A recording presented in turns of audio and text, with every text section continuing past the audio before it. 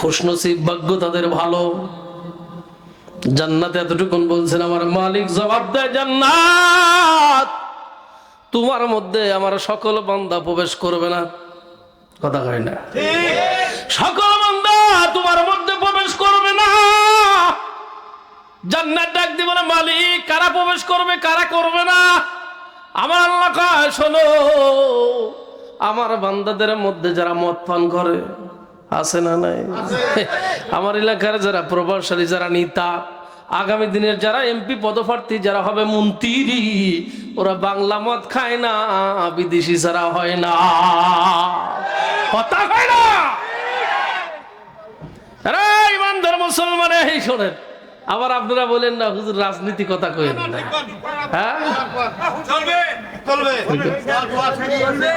হ্যাঁ হইহুল্লা করে নাচি ইনশাল্লাহ। খিচুড়ির মশলা ভালো, বাসনাটাও ভালো আছে, ধৈর্য ধরে বসে। আমার মালিক ডাক দিয়ে বলে, শোনো, যারা মদ পান করে বাংলা খায় না, বিদেশিটি খায়, ওরা তোমার দরবারে যাবে না। 2 নম্বর, তারা যাবে না যারা সমাজের মধ্যে জিনা করে। আছে না নাই? কেউ বা রাত্রে করে, কেউ বা দিনে করে, কেউ বা ওপেনে করে। আছে না নাই? মুসলমান, জিনা শুধুমাত্র গোপন জায়গায় বসে জিনা হয় না। বর্তমান হাত দ্বারাও জিনা হয়, পা দ্বারাও জিনা হয়, চোখ দ্বারাও জিনা হয়, জবান দ্বারাও জিনা হয়, নাক দ্বারা জিনা হয়, অন্তরের চিন্তা চেতনা দ্বারাও জিনা হয়। করে না? এখন যদি ধরা যায়, তাই তো জিনা ছাড়া কেউ নাই। কথা কয় না? খবর পান, হুজুর আমি শারীরিক জিনা করিনি, কিন্তু আপনার হাত তো জিনা করছে, হ্যাঁ আপনার চোখ তো জিনা করে। কথা কয় না? ইমানদার মুসলমান ভালো করে বুঝবেন, 1 নম্বর, যারা শরাব পান করে, মদ পান করায়, সবে বরাতের রাত্রে ওর দোয়া কবুল হয় না, সবে কদরের রাত্রে ওর দোয়া কবুল হয় না। ওই ইমানদার মুসলমান 2 নম্বর হলো যারা জিনাখোর, জিনা করে। 3 নম্বর হলো সমাজের মধ্যে যারা ফাসিক। আছে না না? আছে না না? ফাসিক কারা? যারা শাশুড়ি বেটার বোর মধ্যে যুদ্ধ লাগাইছেন, যারা মসজিদের ইমাম মুসল্লির মধ্যে যুদ্ধ লাগাইছেন, যারা সভাপতি ইমামের মধ্যে যুদ্ধ লাগাইছেন, যারা ভাই ভাইয়ের মধ্যে যুদ্ধ লাগায়, মা বাবা বেটার মধ্যে যুদ্ধ লাগায়, এরকম ব্যক্তি আছে না নাই? আছে না নাই? এই ফাসিক কারে কয় বলবো নি, ভালো করে বুঝালি আপনারা বুঝবেন। আছেন তো ইনশাল্লাহ? ফাসিক বলা হয় ওই মানুষটারে যারা আপনাকেও ডাক দিনে একই কথা বলবে, আমারও ডাক দিনে একই কথা বলবে, দুজনের ভিতরে কথার আকারে কর পাল্টাই দিছে। আছে না নাই? দুজনের সম্পর্ক হয়েছে দাও আর তরমুজের মতো। দাও আর তরমুজ বোঝেন তো?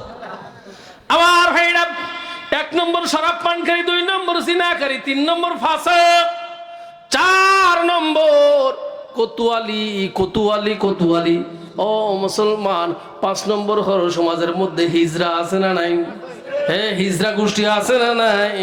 ওরা বাপের কাছ থেকেও টাকা নেয়, সন্তানের কাছ থেকেও টাকা নেয়, ভাইয়ের কাছ থেকেও নেয়, স্বামীর কাছ থেকে না, স্ত্রীর কাছ থেকেও নেয়। ইমানদার মুসলমান, 6 নম্বর কারা? নবীজি বলেন যারা আত্মীয় সম্পর্ক ছিন্ন করে। আছে না? আত্মীয় সম্পর্ক ছিন্নকারী আছে না নাই? ও বাবা, সর্বোপরি কথা হলো, ভাই তার বোনরে ছাড় দিতে পারে, ত্যাগ স্বীকার করতে পারে, এটাই স্বাভাবিক। কিন্তু তুমি বাবা 50 বিঘা জমির মালিক, তোমার 5 জন ছেলে, গোপনে 5টা ছেলের নামে রেজিস্ট্রি করে দিয়েছো। মেয়েরা ডাক দিয়ে বলতেছেন, মারে কিছু মনে করিস না, সৈনিকের চাকরির সাথে তোর বিয়ে দিছি, বাজারের সাথে কারো জমি তোরে দিতে পারলাম না, যদি নাই ছাড়ো, ওই যে বিলিয়ে জমি আছে, 1/2 বিঘা তোমার নামে দিয়ে দেব। কথা কয় না? আছে না নাই? এ হাজি সাহেব, ভালো করে শুনে নাও, তোমার মতো হাজি যদি সারা জীবন সৌদির জমিনে মুক্কার কাবাতে বসে ইবাদত করতে করতে কপালটা ফাটাও, নবীজির হাদিস অনুযায়ী তোমার ঠিকানা জান্নাতে যাবে না, যাবে কোথায়? জোরে কন, যাবে কোথায়? আরে ভাবো নিরালায়, শান্তি কেন নাই রে দুনিয়ায়? টিপির বাজার পরম হল উজার তালায় মানুষ যায়, নামাজের উজার ধার ধারে না, যে তাই খুশি সে তাই যায়। ঠিক কি না? আরে ভাবো নিরালায় শান্তি কেন, বলেন বলেন, শান্তি কেন নাই রে দুনিয়ায়, ভাবো নিরালায়। মেয়েরা কয় স্বাধীন হলাম, পর্দার আর দরকার নাই, পর্দা করে কি করিব, যেথায় খুশি সেটাই যায়।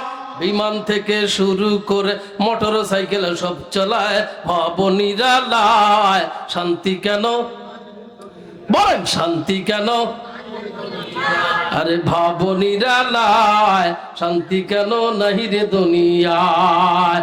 মেয়েরা কয় স্বাধীন হলাম, পর্দার আর দরকার নাই, পর্দা করে কি করিব, যেথায় খুশি সেটাই যায়। হারাম টাকায় হজ করিয়া ইমানদারের বাজ দেখায়, ভাবো নিরালায় শান্তি কেন নাহি রে দুনিয়ায়। ঠিক কিনা? হাদি সাহেব হজ করে আসছে, এখনো শরীর দিকে মুক্কার গন্ধ যায় নাই, কথা কয় না।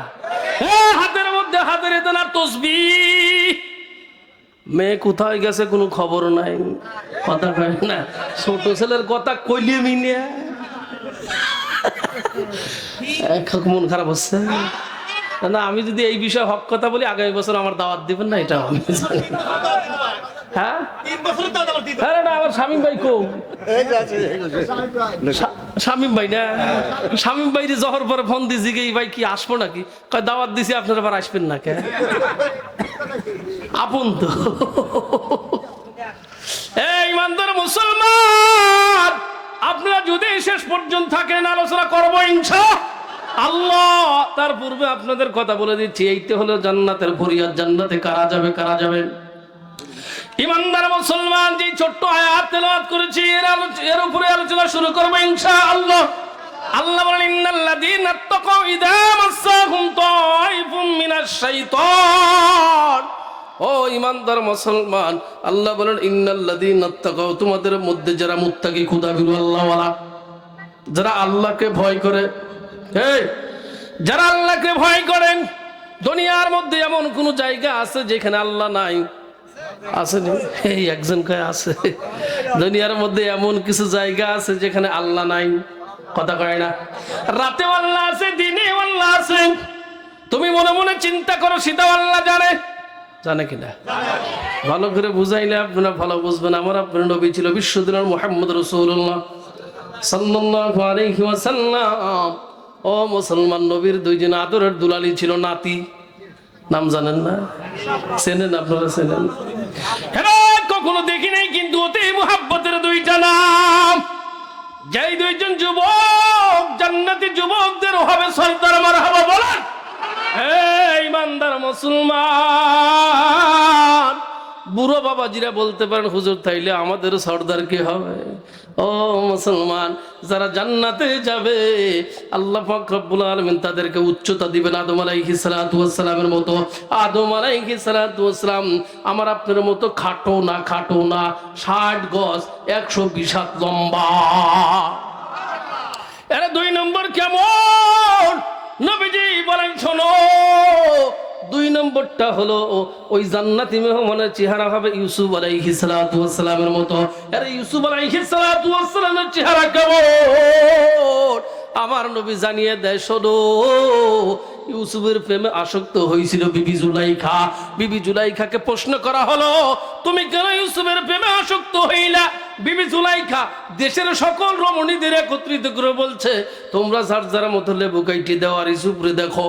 ও মুসলমান, সবাই ইউসুফের দেখতে যায়, এমন টালে পড়ছে, লেবু কাটা বাদ দিয়ে আঙ্গুল কাটি দিছে।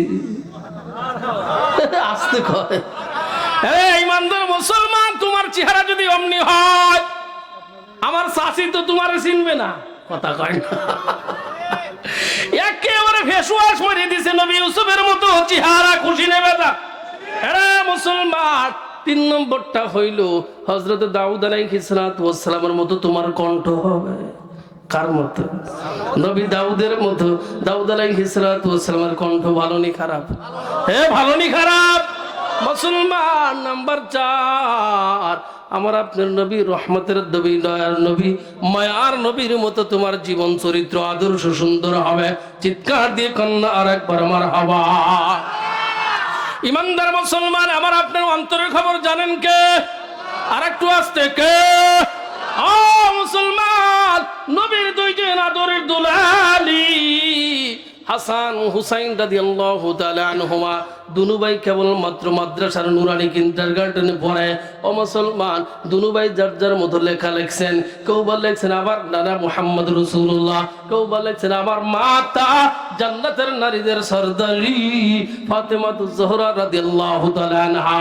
ও মুসলমান, যার যার মতো লিখছেন, যার যার মতো লিখছেন। লেখার পর মার ডাক দিব, ও মা, হে মা, তুমি বলে দাও তো আমাদের ভাইদের মধ্যে কার লেখাটা সুন্দর, কার লেখাটা সুন্দর? ও মুসলমান, হাসানও মার কাছে ভালো, হুসাইনও মার কাছে ভালো, দুনু ভাই মার কাছে ভালো। মা দুজনকে মোহাব্বত করে। মা চিন্তা করে না না, আমি যখন রায় দেব একজনের পক্ষে চলে যাইবে, ঠিক কিনা বলেন? আমি রায় দিতে পারবো না। মা বড় চিন্তা করে বলতেছেন না না, আমার কাছে আসবি না, আমি তোদের রায় দিতে পারবো না। বলে মা কে রায় দিবে? ফাতেমা রাদিয়াল্লাহু তাআলা আনহা ডাক দিয়ে বলেন, ওই যে পাশে বসা তোমার নানা, দুনিয়ার মধ্যে শ্রেষ্ঠ বিচারক তোমার নানা, তোমার নানার কাছে যাও, তোমার নানা সুন্দর করে তোমাদের রায় দিয়ে দিবে, তোমাদের ফয়সালা দিয়ে দিবে। ইমানদার মুসলমান, ভালো করে বুঝবেন, দুনু ভাই নবীজির কাছে আসছেন বড় আশা লইয়া। হাসানও চিন্তা করেন না না আমার লেখাটা ভালো বলবে, হুসাইন চিন্তা করে না না আমার লেখাটা ভালো বলবে। ও মুসলমান, দুনু ভাই যখন আসছেন, আমার নবী তো চিন্তায় ভরে গেছেন, চিন্তায় ভরে গেছেন। ও নবীর অন্তরে খবর জানেন কে? আর একটু আসতে কন, যে আল্লাহ নবীর অন্তরে খবর জানে, ওই আল্লাহ তো আমার ভাই স্বামীর অন্তরের খবরও জানে। কথা কয় না? ইমানদার মুসলমান, নবী যখন মনের মধ্যে ভাবনায় ফেলছেন কি করা যায়, কারটা বলবো, কে খুশি হবে, কার কি বেজার হবে, আল্লাহ পাক রব্বুল আলামিন অন্তরের খবর বুঝিয়া ফেরেশতাদের লিডার সর্দার জিবরাইল আলাইহিস সালাতু ওয়াস সালামকে পাঠায়া দিয়েছেন। ও মুসলমান, জিবরাইল আলাইহিস সালাতু ওয়াস সালাম এসে ডাক দিয়ে বলেন, হে রাসূলুল্লাহ, ইয়া হাবিবাল্লাহ, নবী গো, আপনি কেন চিন্তায় পড়লেন? আমার আপনার নবী ডাক দিয়ে বলল, ও ভাই জিবরাইল, আমি তো এই জন্য চিন্তা পড়লাম, আমার নাতি হাসান, আমার নাতি হুসাইন দুনু ভাইয়ের লেখা লেখছে, কাটটা রায় দেব, কে খুশি হবে, কে বেজার হবে, এই চিন্তায় আমি মগ্ন হয়ে গেলাম। ইমানদার মুসলমান, জিবরাইল আলাইহিস সালাতু ওয়াস সালাম ডাক দিয়ে বলেন, হে রাসূলুল্লাহ, হতাশার কিছুই নাই, হতাশার কিছুই নাই। আমি আপনার সামনে উপর থেকে একটা আপেল ছেড়ে দেব, আপেল ছেড়ে দেব। কি কয়? আপেল দেব রে নবী। আপনি ওই আপেলটা দুনু ভাইয়ের খাতায় একই টেবিলের উপর রাখবেন। আপনি ওই আপেলটা হাত থেকে ছাড়বেন, যার খাতার মধ্যে যায় তার লেখাটাই সুন্দর হবে, লটারি ড রায় দিয়ে দিবে উপর থেকে। রে মুসলমান, ভালো করে বুঝবেন, ভালো করে বুঝবেন। আমার নবী শুনিয়া খুশি হয়, আবার কেমন যেন ভিতরে কষ্ট হয়।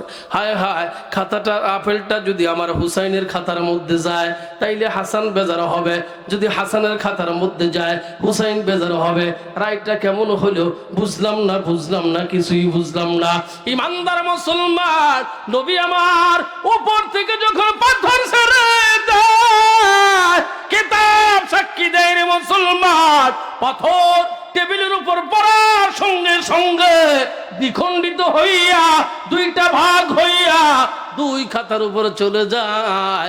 আমার নবী এইবার ডাক দিয়ে বলতেছেন, নারে তাকবীর, নারে তাকবীর। আমার নবীও খুশি, ওইদিকে ফাতেমাও খুশি, এইখানে হাসান হুসাইন রাদিয়াল্লাহু তাআলা আনহুমা দুনু ভাই খুশি। আপনারা যারা খুশি হয়েছেন তারা বলেন মারহাবা। ইমানদার মুসলমান, অন্তরে খবর জানেন আর বোঝেন কে? জোরে বলেন। আপনি যদি মনে মনে চিন্তা করেন, এই হায় আজকে মাহফিলের দিন এই করব সেই করব, কেউ বাড়িতে নাই, গাছের ডাব খাবো, গাছের পিপিয়ে পেরে খাবো, আসলে এক একজনের চিন্তা কিন্তু এক এক রকম। কেউ আসছেন হুজুরি আলোচনা শুনে নিজেকে পরিবর্তন করবো, কেউ আসছেন আজকে ইস্তেগফার পরে গুনাহ থেকে মাপ চাইবো। ও মুসলমান, আর কেউ বা চিন্তা করতেছেন রাত্রি 12টার সময় মিস কল দেওয়ার কথা, মিস কল দিলে আর দেরি করবো না। আছে না নাই?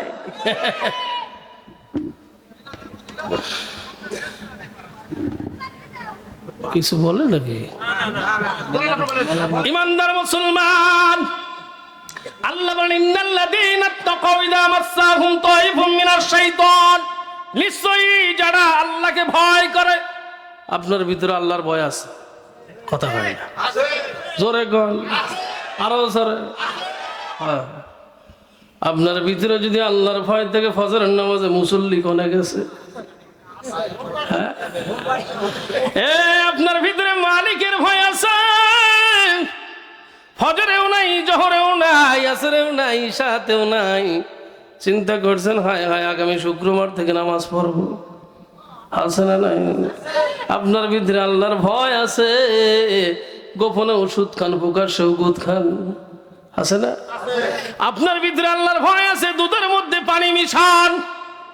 আপনার ভিতরে আল্লাহর ভয় আছে, ওজনে কম দেন। আপনার ভিতরে মালিকের ভয় আছে, ব্যবসায় ভেজাল ঢুকায় দিছেন।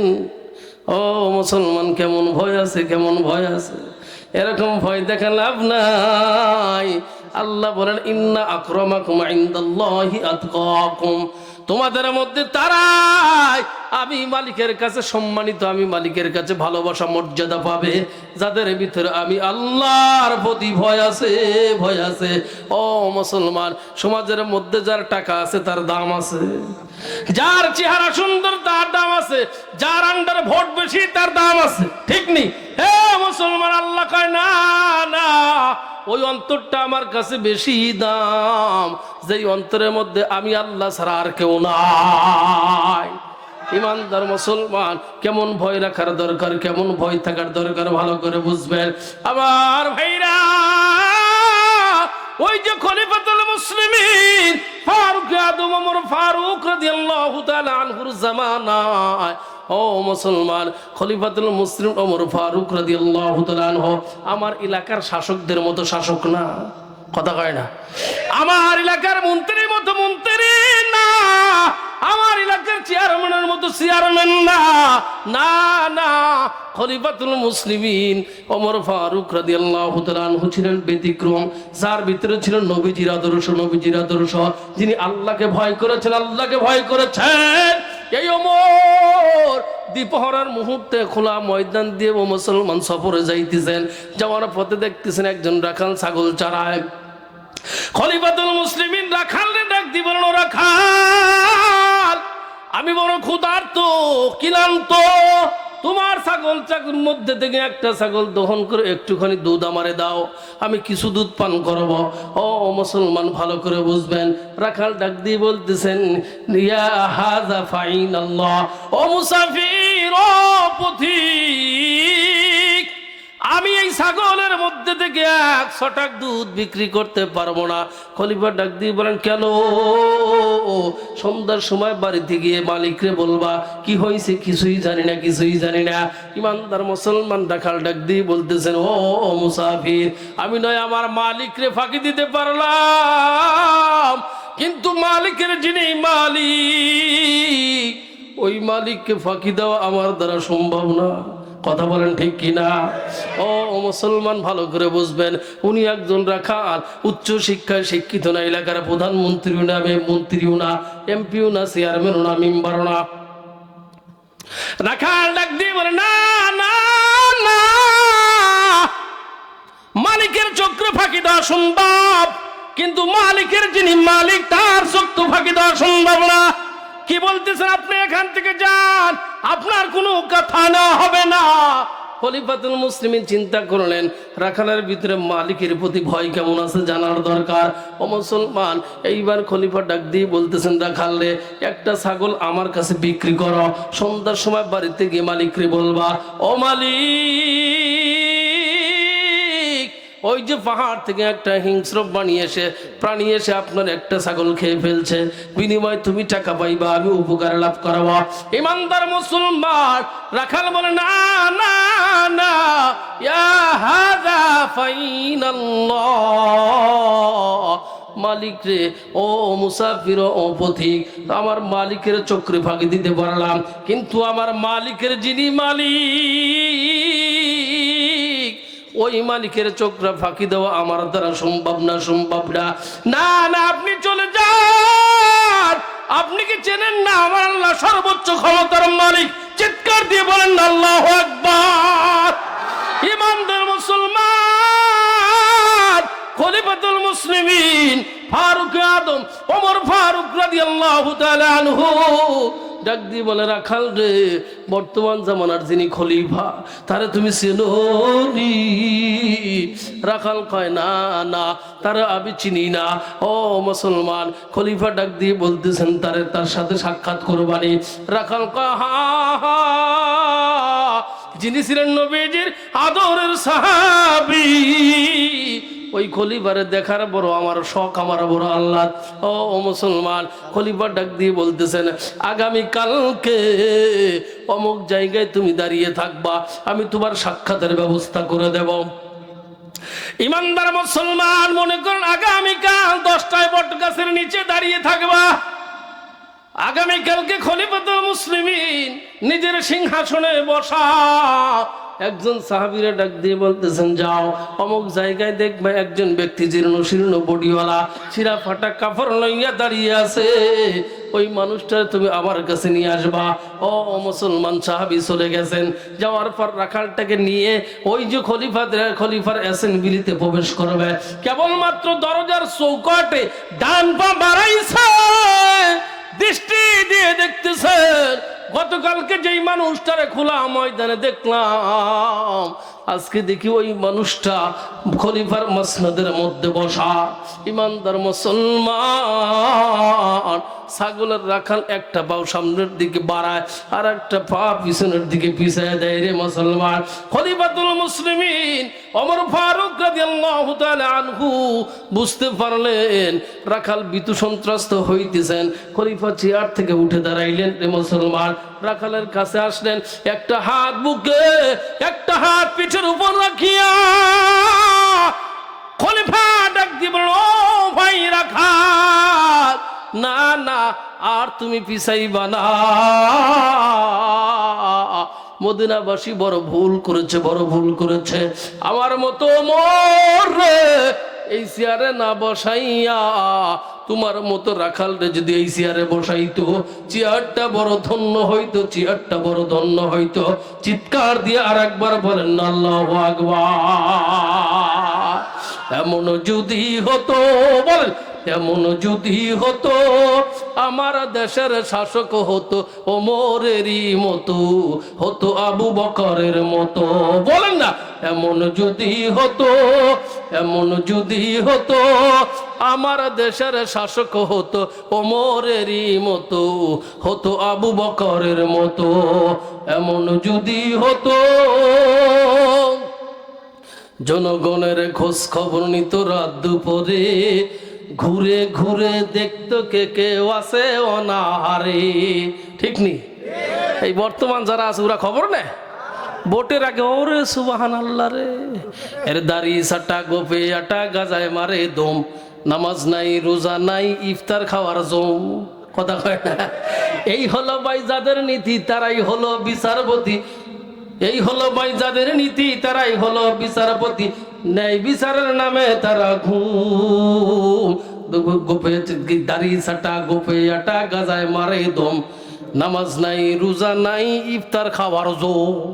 কথা হয় না? এই যে বাংলাদেশে বর্তমান নির্বাচন আইছে না,